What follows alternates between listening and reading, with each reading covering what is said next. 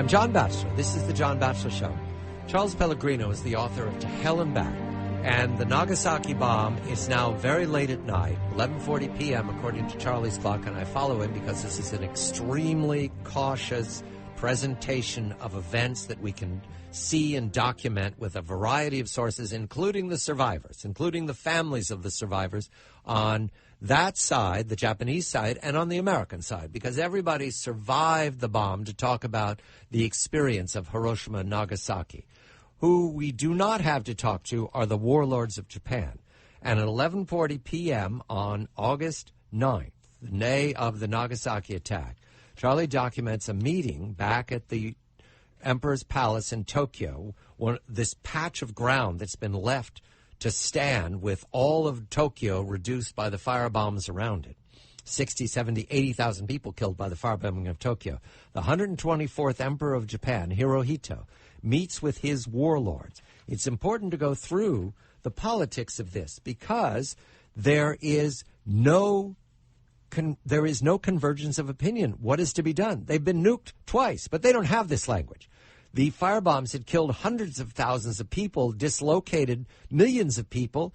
They're living without an industry. Their aircraft are falling out of the skies. They have volunteers flying suicide missions one way into the American fleet. The fleet is gathering around Japan. The B-29s, there will be 2,500 B-29s to lead fire strikes on Japan after the Nagasaki bombs. So they're surrounded with doom. And yet, Charlie, they won't surrender. They won't recommend it to the emperor. Why not? Well, they were divided. There was one group that said we have no choice for surrender. The foreign minister was for surrender, but there were still a few of the warlords who it seemed that no matter what happened, they were going to fight. They were going to let everyone die if necessary to, like, the phrase used was like petals falling from a rose. They were hardliners. They were going to go to the end through more fire bombings, even if it meant through more atomic bombs. I understand history, and I speculate carefully. A decapitation strike is something we talk about here in the 21st century. Was it talked about to take out the leadership entirely and leave it chaotic so that you could force regions to surrender serially? One of the people in Tibbet's group wanted to do that. Sweeney had actually described where someone dropped a blockbuster bomb before Hiroshima, deliberately way too close to the palace. But Truman did not want that, and MacArthur, who didn't know about the atomic bomb until it was dropped, he certainly did not want that. The names, I will record them in infamy, are Field Marshal Hatta, War Minister Anami. Hatta killed himself. Anami killed himself. Foreign Minister Togo, who died in jail. General Umezu, who promised his anti-aircraft could hold off the B-29s. There was one admiral who promised suicide bombers to fly into the Okinawa fleet. It's quite fantastic what they were doing. And he actually tried that, and no one ever heard from him again. Disease X. Disease X was unknown to everyone. There was the possibility that it was gas or biowar. How did they eliminate that possibility?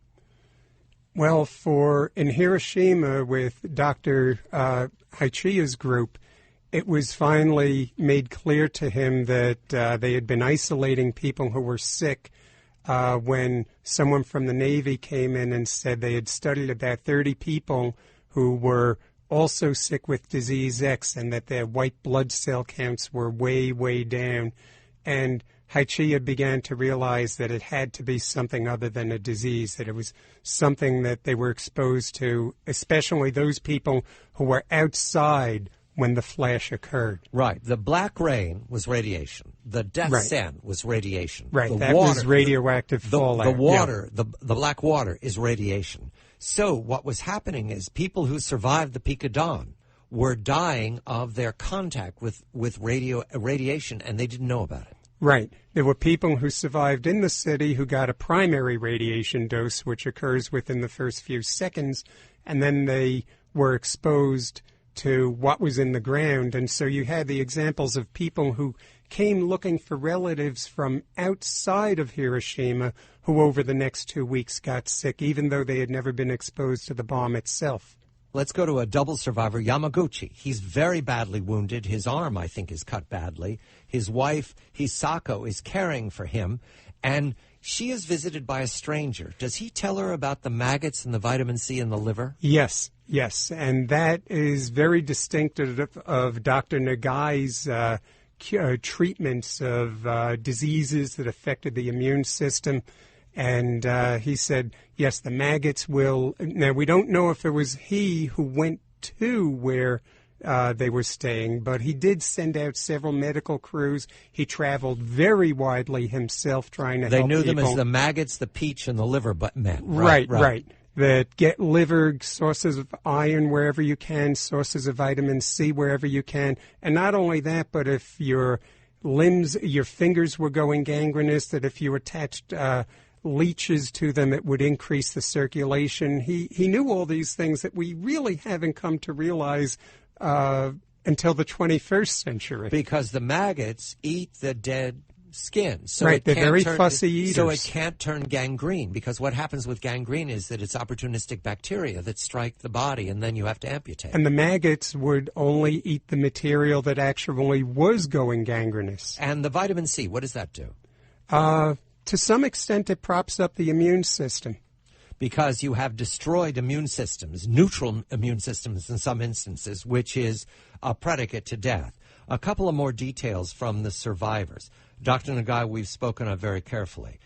Prefect Nishioka, whom I came to like because of his frustrations, he confronts Nagano, who's in a cloud, a daze.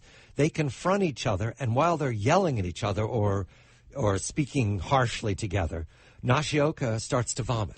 Right. There was one of the governor's people who was actually threatening to shoot him, and it was at his shoes that he vomited. Right. Because Nishioka is dying of radiation poisoning. Right. He's pretty sure he's dying. He was one of the people who actually got better, but he was pretty sure he was dying. He started vomiting some blood, and Nakamura said, "What is that? What's happening to you?" And he said, I noticed there was some black material on leaves outside.